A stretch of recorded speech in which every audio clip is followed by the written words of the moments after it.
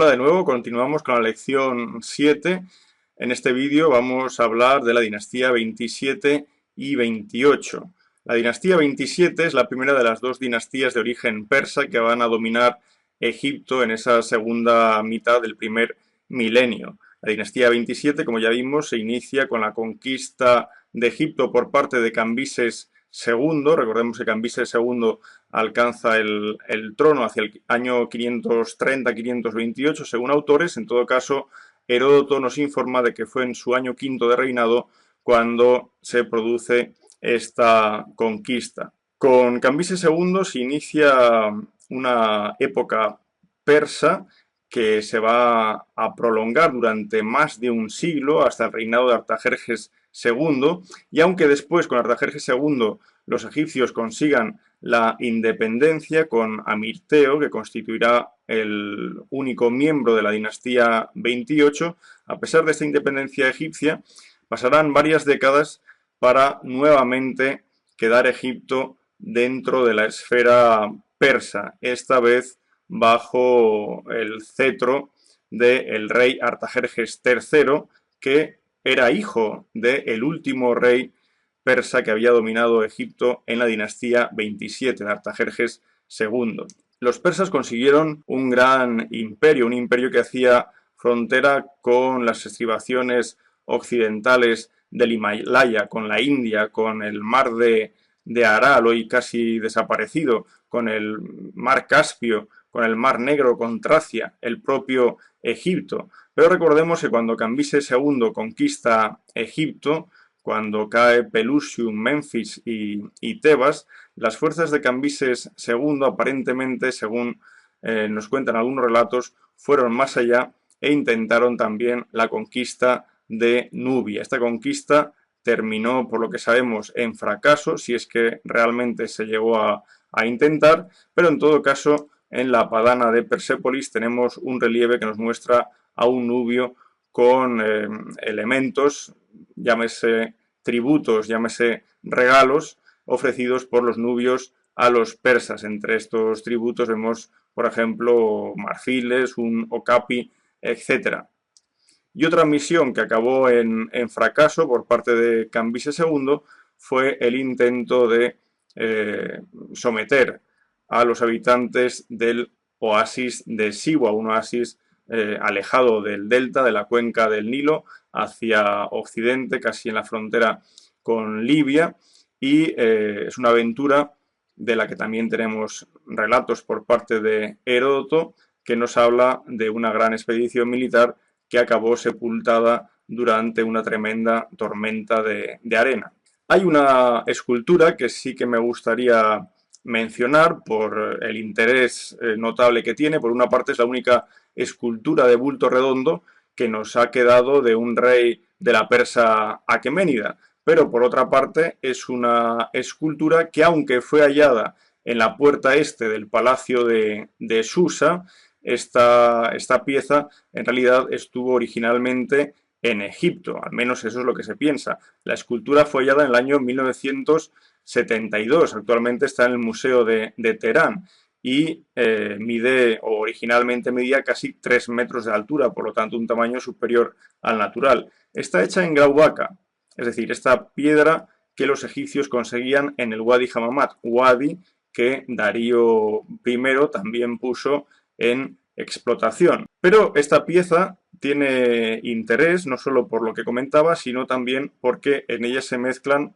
dos estilos artísticos. Por una parte, el persa, veamos la vestimenta del monarca, es puramente iraní, puramente persa. Vemos, por ejemplo, cómo el cartucho que incluye el nombre de Darío aparece en el cinturón que sostiene la daga del rey, pero sobre todo interesante es la base sobre la que se apoya la estatua. En esta base encontramos toda una serie de óvalos que incluyen nombres de pueblos sometidos al más puro estilo egipcio, pero vamos a ver algunos de ellos. Vamos a mencionar solo algunos de ellos. Por ejemplo, a la izquierda aparece una figura con un óvalo en su parte inferior en el que se lee en jeroglífico Babar, es decir, el nombre de Babilonia. Justo a su derecha vemos otra figura en la que leemos Armaina, se refiere a Armenia, otro de los territorios sometidos. La siguiente, a su derecha, es Gezperkai, es decir, Capadocia. A su derecha encontramos Asuar, es decir, Asur, Asiria. Y justo a su derecha, la segunda, empezando por la izquierda, leemos Kemet, es decir, el nombre de Egipto, Egipto sometido. Y por último, por citar un último ejemplo de los muchos pueblos sometidos que aparecen en esta base, indicaríamos, por ejemplo, el de Genhuai. Como decía, es otro pueblo sometido y Genhuai probablemente corresponde a Indus, es decir, la región del Indo. Con esto, pues bueno, ya tenemos idea del vasto territorio que había alcanzado el imperio persa. En Pasargada, por ejemplo, la antigua capital persa, encontramos un relieve, el de la izquierda, que nos muestra una imagen de Ciro el Grande, el padre de Cambises II. Bien, Ciro el Grande se muestra aquí con una corona típicamente egipcia, la Hemhemet.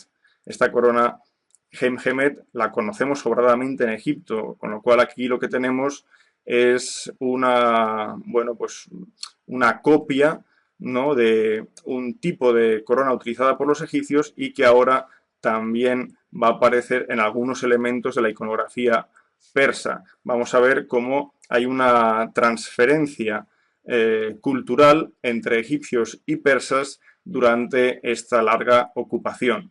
Pero por otra parte, en Egipto, los reyes persas se quieren mostrar también como auténticos faraones. De hecho, tanto Cambises II como Darío I se coronaron como tales y con el ceremonial propio de un faraón egipcio. En la escena que vemos en esta imagen de arriba a la derecha, nos encontramos con Darío I en un gesto, corriendo, en una actitud absolutamente familiar dentro del mundo egipcio, puesto que ya vemos este tipo de escenas desde la época arcaica.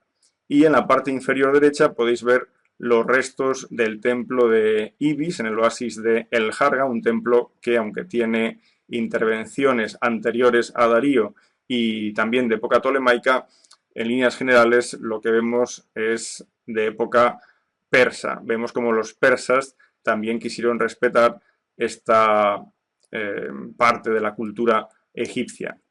Y como dijimos anteriormente, las minas, las canteras de Grauwaka del Wadi Hammamat fueron puestas en explotación. Son muchas las inscripciones que hallamos durante esta época persa en el Wadi Hammamat. Por ejemplo, en la imagen de la izquierda tenemos una inscripción del año 27 del rey Darío I, y así son muchas las inscripciones que nos recuerdan el paso de expedicionarios que buscaban la explotación de este lugar. Si hay transferencia iconográfica de los egipcios a los persas, también vamos a encontrar ejemplos de lo contrario.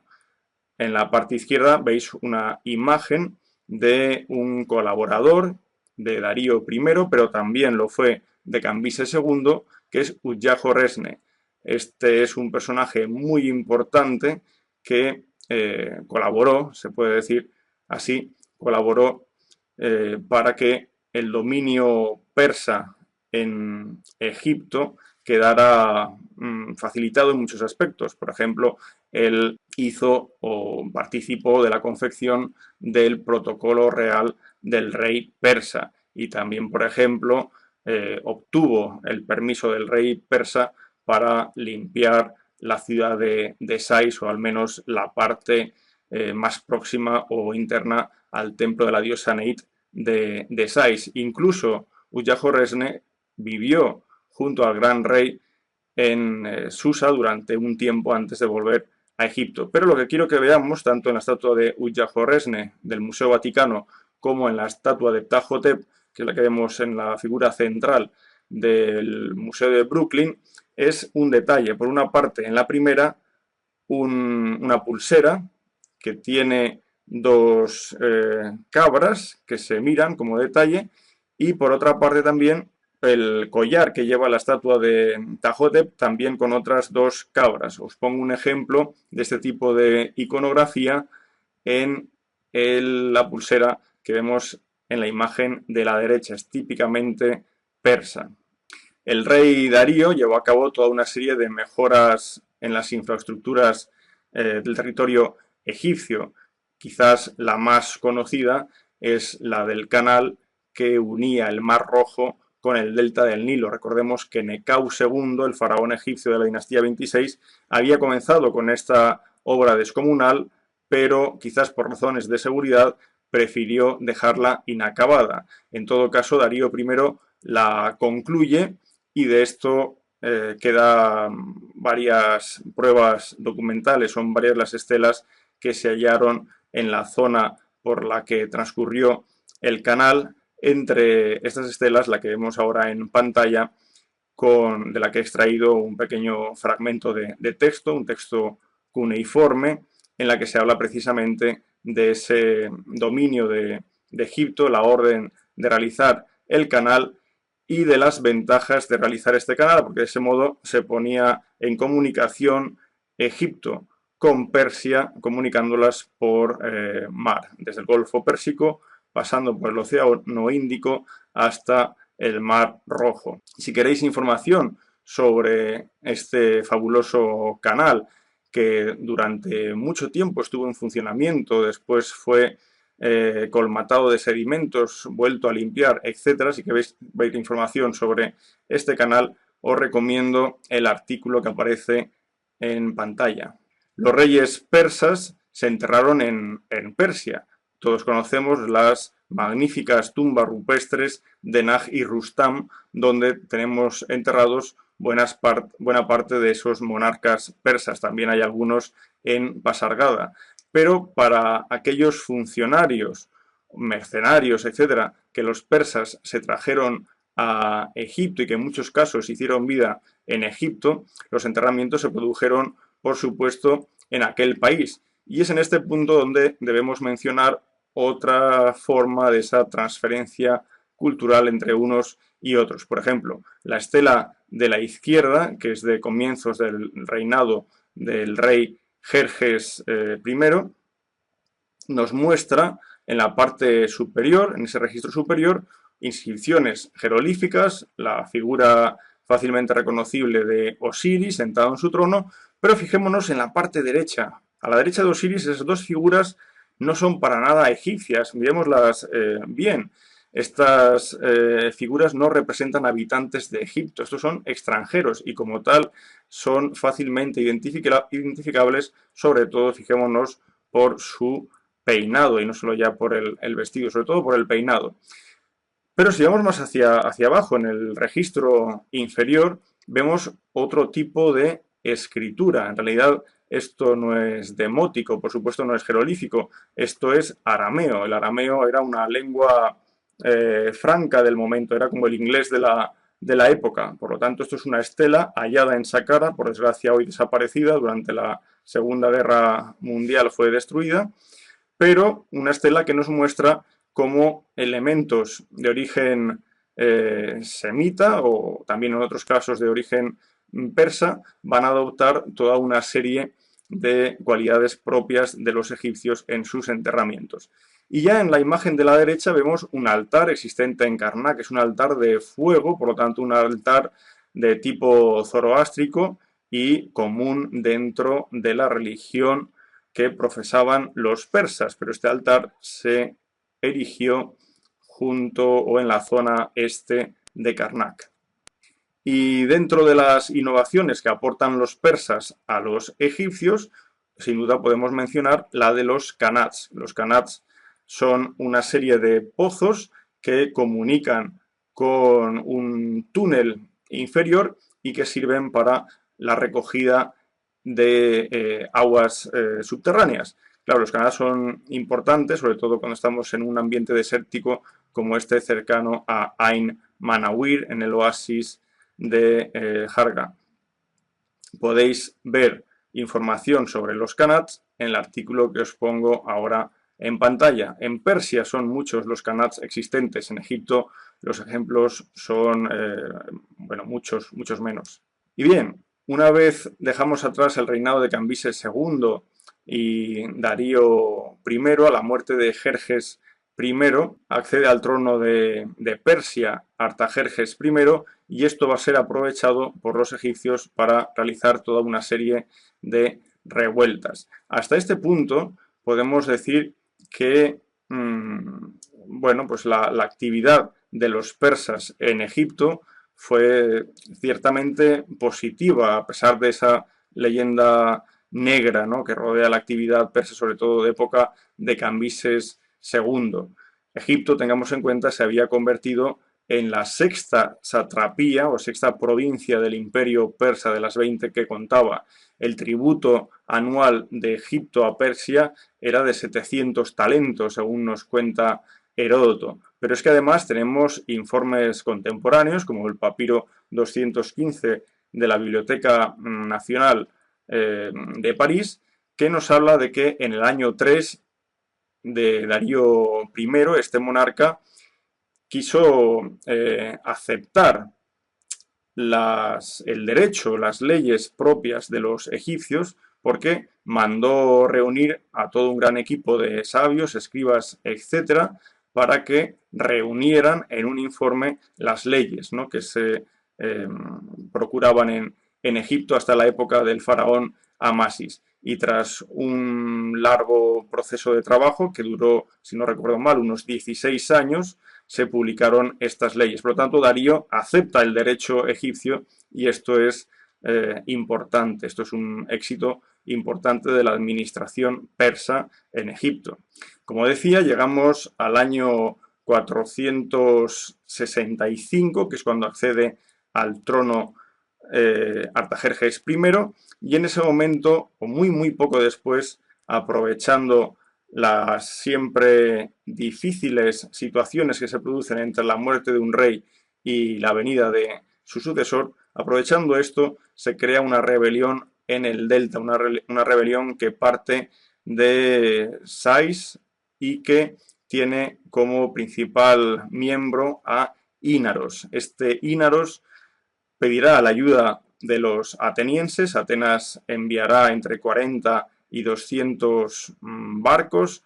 Al principio tendrán éxito, llegarán incluso a asediar la ciudadela de Menfis, llegarán a derrotar al sátrapa y asesinar al sátrapa persa de Egipto llamado Aquemenes, que era, por cierto, hermano de Jerjes I y tío de Artajerjes I, pero una vez se produzcan estos éxitos iniciales, la situación se va a volver en su contra, puesto que el rey persa Artajerjes I enviará refuerzos, de modo que finalmente Ínaros será capturado, los griegos derrotados, e Ínaros será llevado a Susa. Esta rebelión acabará en el año 454 o 457, según el autor al que leamos, pero acabará con la crucifixión o empalamiento de Ínaros. La rebelión aún continuará por un tiempo, a partir del 450 más o menos, con Amirteo, también un personaje que debía ser oriundo de Sais. Y por lo tanto, quizás estos personajes son descendientes o de algún modo los podemos relacionar con los últimos reyes de la dinastía Saíta 26, la que precede a la primera invasión persa. Podéis ver información sobre esta rebelión de Ínaros y una nueva lectura de las posibles fechas en las que debemos situar los acontecimientos por parte del investigador Dan Elkan. Esta no será la única rebelión, en realidad hubieron varias. Por ejemplo, una en el año 522, cuando muere Cambises II y llega al trono Darío I. Aquí hubo un problema interno en Persia, un problema en el que, bueno, pues Darío tuvo que intervenir para acceder al trono, asesinando a un mago usurpador. Y después encontramos otra, por ejemplo, en el año 486, también en el momento en el que se produce la muerte de Darío I y llega al trono Jerjes I. En fin, aparte de lo que comentamos de Ínaros y Amirteo, llegamos al año 410, entre el 410 y 404, es seguro que habían conatos de rebelión. Por ejemplo, mencionaremos la que se produce en Elefantina. En todo caso, Amirteo llega ahora en esta rebelión a triunfar, no tiene que ver con el Amirteo que mencionamos anteriormente, llega a triunfar, de modo que finalmente va a conseguir la independencia de Egipto, y esto ya bajo el reinado de Artajerjes II, que habría comenzado su gobierno en el año 405. Estas son las ruinas de la ciudad de Elefantina contemporánea a la época persa. Aquí vivía un destacamento militar hebreo, por lo tanto, un destacamento que podría remontar sus días a la época saíta. Es un lugar muy interesante. Aquí vivían familias, en este lugar se han encontrado multitud de papiros que nos hablan de la vida cotidiana en este emplazamiento, de la existencia de un templo dedicado a Yahvé, por lo tanto un segundo templo a Yahvé más allá de Jerusalén, pero también sabemos que en el 410 aquí hubo una gran explosión de violencia entre la comunidad egipcia y la comunidad hebrea. Una explosión que fue fomentada por el sacerdocio del dios Hnum en Elefantina. Quizás estas rebeliones locales de algún modo podamos relacionarlas con la de Amirteo que hemos comentado anteriormente. De hecho, en Ain Manawir, en el oasis del Jarga, se han hallado recientemente una serie de piezas que nos muestran fechas en las que aparece el nombre de Ínaros. Estas fechas son realmente interesantes. Por ejemplo, la de arriba a la izquierda, a él se le llama príncipe de los rebeldes. En la de abajo de la derecha se habla del faraón samético Amirtayos, del año 5, que equivale al año 400. Bueno, son nombres de estos rebeldes egipcios, pero son nombres y son fechas que nos ayudan a ver en qué momento Amirtayos consiguió la independencia del país. En su año 5, equivalente al 400, él se llama faraón, por lo tanto es independiente, pero sabemos, por ejemplo, como en Elefantina, por lo menos hasta el año 402, aún se reconoce a Artajerjes II, así que probablemente es en el 401 quizás cuando ya Amirtayos tiene un dominio total sobre Egipto, consolidando esa efímera dinastía 28 de la que va a ser el único miembro.